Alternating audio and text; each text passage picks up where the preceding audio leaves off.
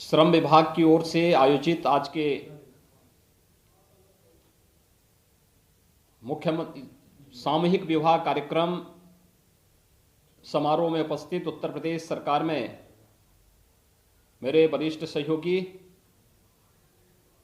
श्रम और सेवायोजन मंत्री श्री स्वामी प्रसाद मौर्य जी, गाजियाबाद के लोकप्रिय सांसद केंद्रीय मंत्री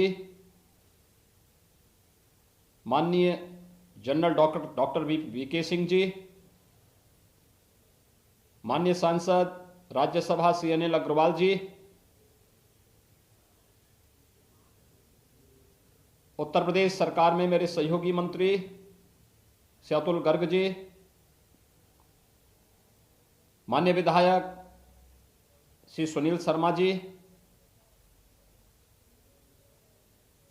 नंदकिशोर गुर्जर जी, पीओसी बोर्ड के चेयरमैन श्री सुनील भराला जी, बीओसी बोर्ड परामर्शदात्री समिति के अध्यक्ष श्री रघुराज सिंह जी, माननीय विधायक डॉक्टर मंजू शिवास जी,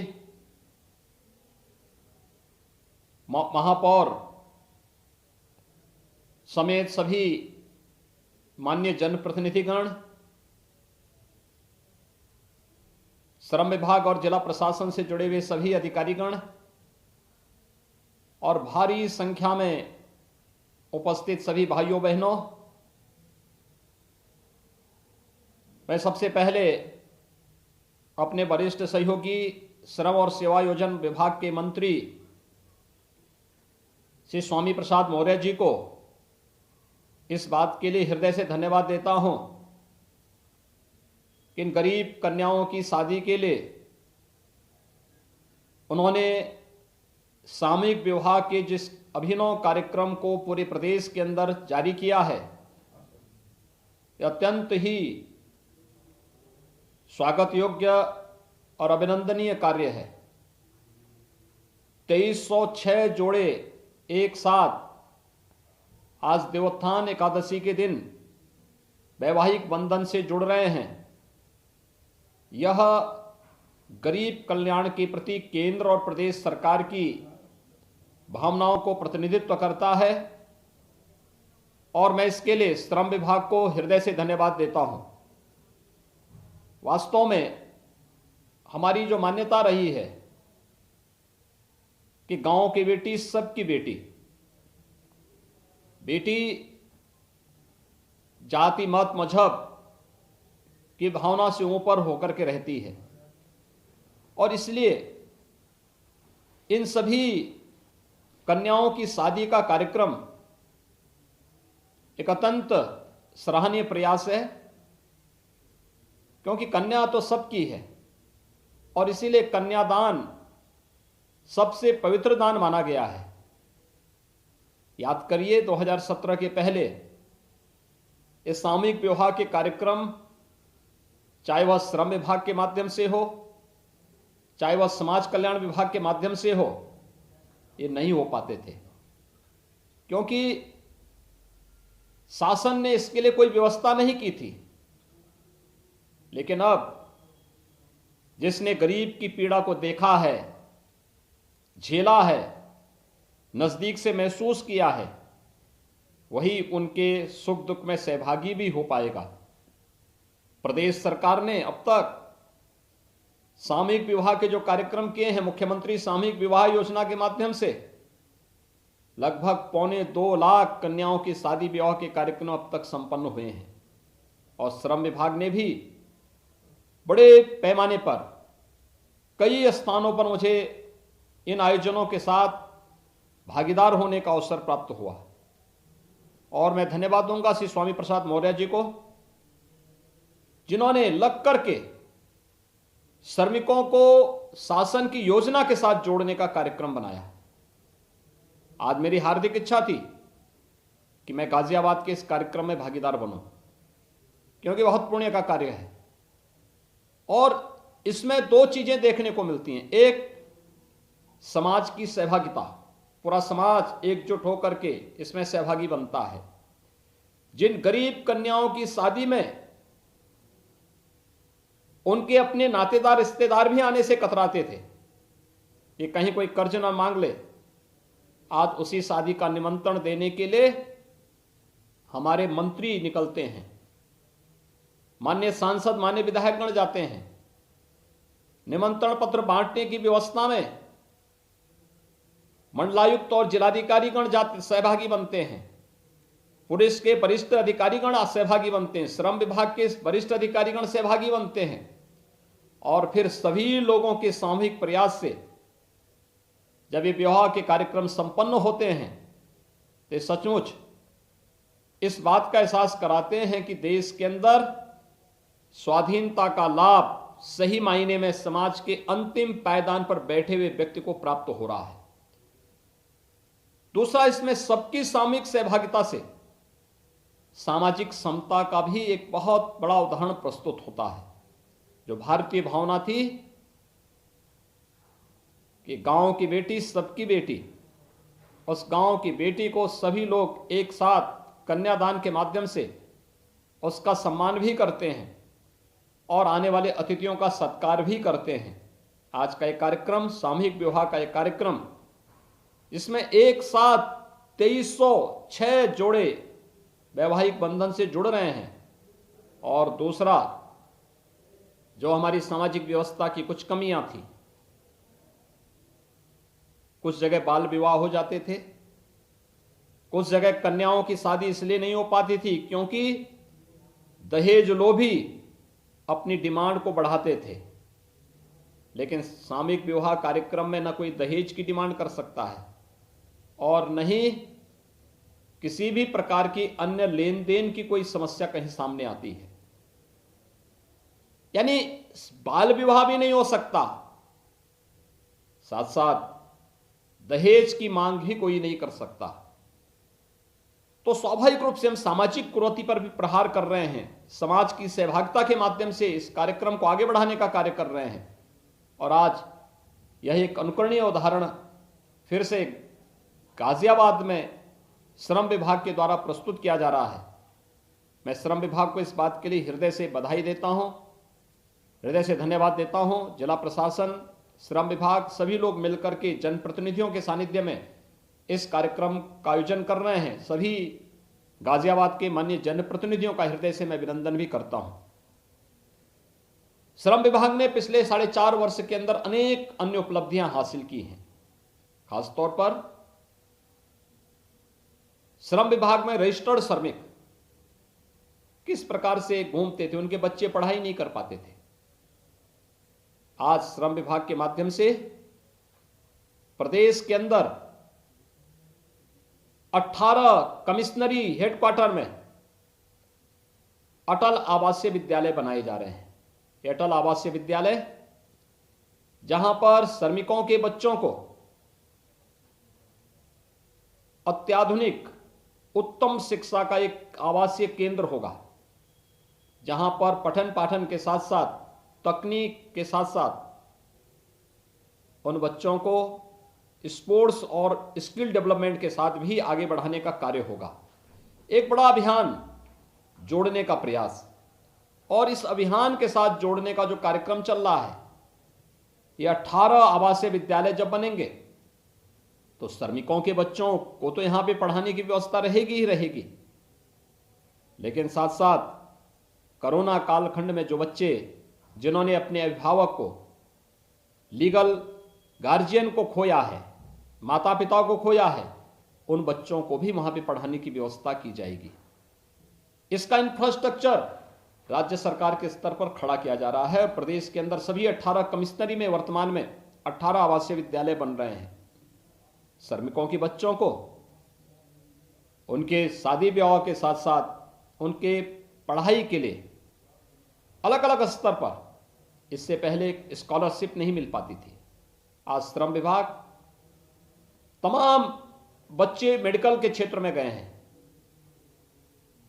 कोई एमबीबीएस की पढ़ाई कर रहा है, कोई बच्चा आईआईटी में भर्ती होकर के वहां पर पढ़ाई कर रहा है, कोई अच्छे इंजीनियरिंग कॉलेज में जाकर के तकनीक की शिक्षा ले रहा है, उच्च शिक्षा के अध्ययन के लिए बड़े प्रतिष्ठित विश्वविद्यालयों में इन बच्चों ने प्रवेश लिया है और इनके फीस की व्यवस्था भी श्रम विभाग करता है। अन्य स्किल डेवलपमेंट के क्षेत्र में भी अनेक कार्यक्रम चल रहे हैं। श्रमिकों के परिवार के बच्चों के लिए अनेक कार्यक्रम संचालित किए जा रहे हैं।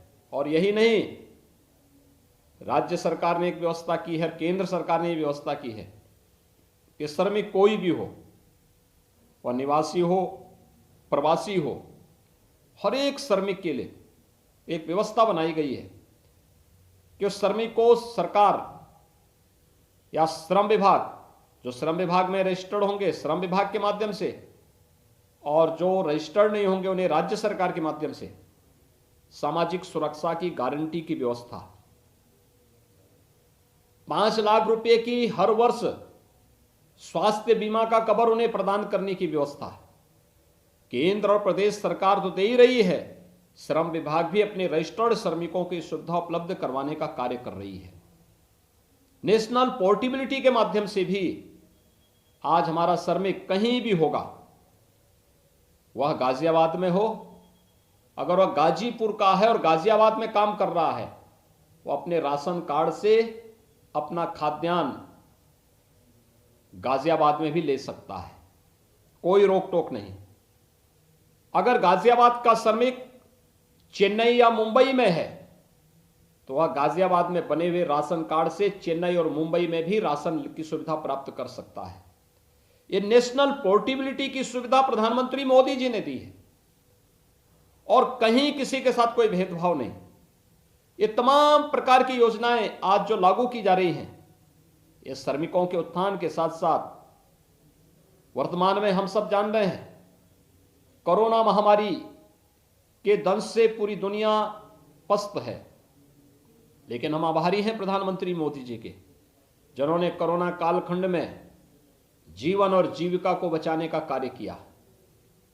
याद करिए, पहले जनता कर्फ्यू पूरे देश की एकता का प्रतीक बना था। इसके बाद प्रधानमंत्री मोदी जी ने कैसे एक एक कदम उठाए, लॉकडाउन के माध्यम से हर एक किसी भी नागरिक को समस्या न हो।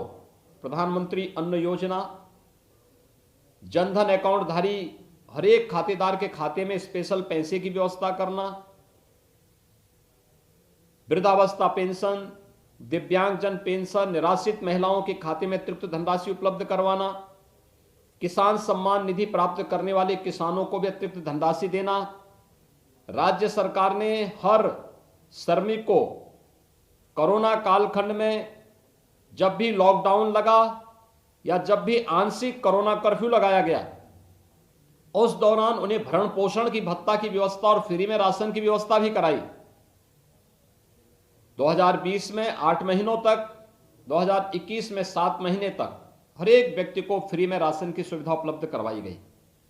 और भाइयों बहनों, आज उसी का परिणाम है कि प्रधानमंत्री मोदी जी ने 2021 में मई से लेकर के नवंबर तक, यानी होली से दीपावली तक मुफ्त में राशन हर एक गरीब को देने की जो व्यवस्था की, राज्य सरकार ने उसी का अनुपालन करते हुए व्यवस्था की कि दीपावली से लेकर के होली तक राज्य सरकार हर एक व्यक्ति को फ्री में राशन देगी।